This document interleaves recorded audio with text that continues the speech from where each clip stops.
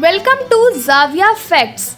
मैं आज की वीडियो में न्यूजीलैंड के बारे में ऐसा बहुत कुछ आपसे शेयर करने वाली हूँ जो आप जानना चाहते हैं। So let's get started. लेकिन एक सेकेंड, पहले हमारा चैनल सब्सक्राइब तो कर लो और बेल आइकन वाली घंटी बजा दोगे तो मेरी वीडियो सबसे पहले आप ही को मिलेगी। दोस्तों, आज की वीडियो में हम न्यूजीलैंड को एक्सप्लोर करने जा रहे हैं। वीडियो पसंद आए तो लाइक और कमेंट्स करना मत भूलिएगा। न्यूजीलैंड बर्रे-आज़म ऑस्ट्रेलिया में वाक़या है। दिलचस्प बात ये है कि बर्रे-आज़म ऑस्ट्रेलिया में सिर्फ 3 ममालिक ही शामिल हैं। पाकिस्तान से न्यूजीलैंड का फासला 13,379 किलोमीटर, जबकि इंडिया से न्यूजीलैंड का फासला 11,965 किलोमीटर है। Solomon islands, Fiji, new Caledonia, नॉर्फोक island और ऑस्ट्रेलिया न्यूजीलैंड के हमसाया ममालिक हैं। 6 फरवरी न्यूजीलैंड का कौमी दिन है। इस दिन न्यूजीलैंड के बाशिंदे गाते, उछलते और नाचते नजर आते हैं।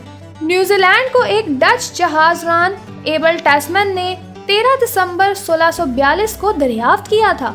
न्यूजीलैंड के झंडे पर एक जानिब सुर्ख क्रॉस और दूसरी जानिब 4 सितारे हैं जो न्यूजीलैंड की सिमत को जाहिर करते हैं। न्यूजीलैंड का कुल रकबा 2,68,021 मुरब्बा किलोमीटर है, जो कि पाकिस्तान के रकबे का तकरीबन 1/3 और हिंदुस्तान के रकबे से 12 से 15 गुना कम है। पूरे न्यूजीलैंड की कुल आबादी 48 लाख के करीब है, जो कि पाकिस्तान के शहर लाहौर की आबादी के निस्फ से भी काफी कम है। न्यूजीलैंड की तकरीबन 50% के करीब आबादी ईसाई मजहब से ताल्लुक रखती है, जबकि 41% लोग किसी मजहब पर ईमान नहीं रखते। न्यूजीलैंड का लिटरेसी रेट 99% है। मतलब ये कि न्यूजीलैंड में हर 100 लोगों में से तकरीबन 99 लोग पढ़े लिखे हैं। इंग्लिश न्यूजीलैंड की सरकारी और दफ्तरी जुबान है, जो कि यहाँ के 96% लोगों की जुबान है। इसके साथ साथ मावरी जुबान भी यहाँ बोली जाती है, जिसके बोलने वाले तकरीबन 4% के करीब हैं। न्यूजीलैंड के एक की बजाय 2 कौमी तराने हैं। पहला तराना गॉड डिफेंड न्यूजीलैंड, जबकि दूसरा तराना गॉड सेव द क्वीन है। न्यूजीलैंड की करेंसी न्यूजीलैंड डॉलर है। एक न्यूजीलैंड डॉलर पाकिस्तानी 100, जबकि भारतीय 46 रुपयों के बराबर है। जैकिंडा आर्डर्न न्यूजीलैंड की प्राइम मिनिस्टर हैं, जिनका ताल्लुक लेबर पार्टी से है। कीवी न्यूजीलैंड का कौमी परिंदा है। स्याह, सफ़ेद और सलेटी न्यूजीलैंड के कौमी रंग हैं। न्यूजीलैंड दुनिया का 31वां बड़ा मुल्क है, जहां सबसे ज्यादा शराब नोशी की जाती है। न्यूजीलैंड में औसतन हर साल एक फर्द तकरीबन 11 लीटर खालिस शराब पी जाता है। 48 लाख आबादी वाले मुल्क न्यूजीलैंड में सिर्फ 2014 के साल में 3.5 लाख जराइम पुलिस रिकॉर्ड में आ सके। न्यूजीलैंड की वजारत कानून के मुताबिक जिनसी हरासगी और रेप जैसे संगीन वाक़यात के 90% केस रिपोर्ट ही नहीं हो पाते। न्यूजीलैंड के 10 सरे फहरिस्त सयाहती मुकामात में beige of islands, Milford sound, Auckland, वाहिक island, Christchurch, white island, क्वीनस्टोन, geothermal valley, glow-worm caves, France Joseph glacier शामिल हैं। न्यूजीलैंड में खूबसूरत तरीन साहिल समंदर मौजूद हैं, जिनका नज़ारा करने दुनिया भर से सयाह न्यूजीलैंड का सफ़र करते हैं।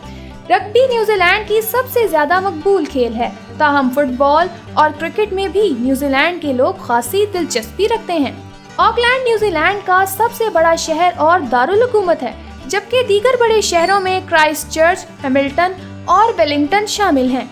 न्यूजीलैंड में ज्यादातर लोग बसों पर सफर करना पसंद करते हैं। न्यूजीलैंड में आलमी मेयार के 5 इंटरनेशनल एयरपोर्ट्स भी मौजूद हैं। न्यूजीलैंड का जीडीपी तकरीबन 219 अरब डॉलर है और यहाँ के लोगों की फी का सालाना आमदनी 42,000 डॉलर से ज्यादा है। न्यूजीलैंड की जीडीपी में 15 अरब डॉलर सैरो सयाहत के शोबे से इकट्ठा होता है। न्यूजीलैंड अपनी जरूरियात की ज्यादातर अशिया चाइना, ऑस्ट्रेलिया और अमेरिका से मंगवाता है। न्यूजीलैंड के लोगों को कीवीज भी कहा जाता है।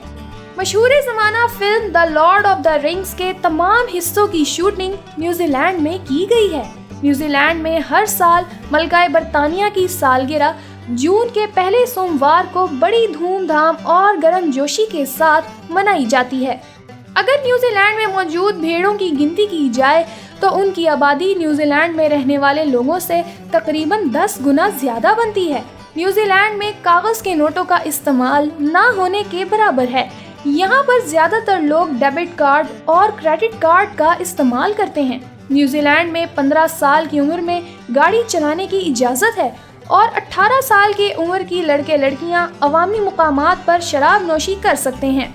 تاہم اگر کسی کی عمر 18 سال سے کم ہو مگر وہ بالغ ہو گیا ہو تو اسے بھی شراب پینے کی اجازت ہے۔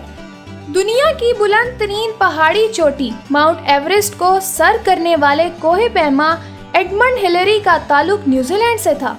نیوزی لینڈ کے 22% شہری ایسے ہیں جن کی پیدائش بیرون ملک میں ہوئی ہے۔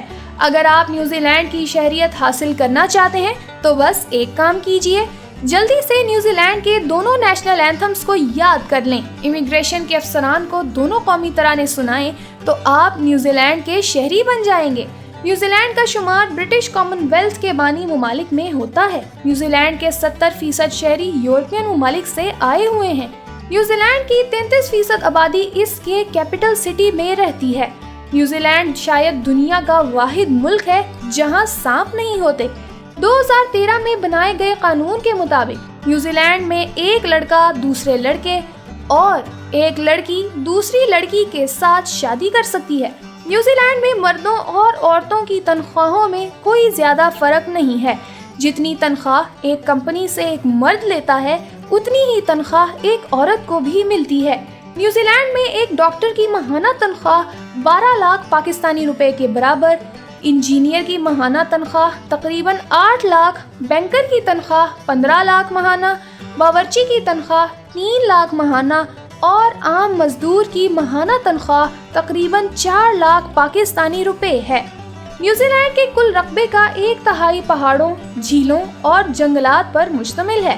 نیوزی لینڈ دنیا بھر میں اون کی پیداوار کے لحاظ سے دوسرے نمبر پر ہے۔ نیوزی لینڈ کے پاس کوئی بھی نیوکلیئر ہتھیار نہیں ہے۔ نیوزی لینڈ کے لوگوں کا سب سے بہترین مشغلہ گھومنا اور سیر کرنا ہے۔ نیوزی لینڈ دنیا بھر میں کیوی فروٹ فروخت کرنے سے سالانہ $1 ارب کماتا ہے۔ نیوزی لینڈ کا دنیا میں کسی بھی ملک کی آبادی سے موازنہ کیا جائے تو یہاں پر سب سے زیادہ لوگوں کے پاس اولمپک گولڈ میڈلز ہیں۔ نیوزی لینڈ کا شمار اپنے رقبے کے لحاظ سے کم آبادی والے ممالک میں پہلے نمبر پر ہوتا ہے۔ نیوزی لینڈ دنیا کا واحد ملک ہے جہاں سب سے کم کرپشن ہوتی ہے۔ دنیا کی نایاب اور سب سے چھوٹی ڈولفن بھی نیوزی لینڈ میں پائی جاتی ہے۔ نیوزی لینڈ اور انگلینڈ رقبے کے لحاظ سے تو ایک جیسے ممالک ہیں، تاہم نیوزی لینڈ کی آبادی بہت کم ہے۔ نیوزی لینڈ میں منشیات کی کمپنیوں کو ٹی وی اور عوامی مقامات پر تشہیر کرنے کی اجازت ہے۔ نیوزی لینڈ میں ایک ایسا ایئرپورٹ بھی ہے جو ہوائی جہازوں اور ریل گاڑیوں دونوں کے لیے استعمال ہوتا ہے۔ امریکہ کی طرح نیوزی لینڈ میں بھی جنسی فلموں کو بنانے کی مکمل آزادی ہے۔ نیوزی لینڈ کی آمدنی کا ایک بڑا حصہ اسی شعبے سے حاصل ہوتا ہے۔ یہ ملک قدرتی معدنیات سے بھی مالا مال ہے۔ سونے، تانبے اور چاندی کے پہاڑ ہیں، لیکن عوام حکومت کو پہاڑوں کو چھیڑنے نہیں دیتے۔ یہ نیوزی لینڈ کو قدرتی شکل میں دیکھنا چاہتے ہیں۔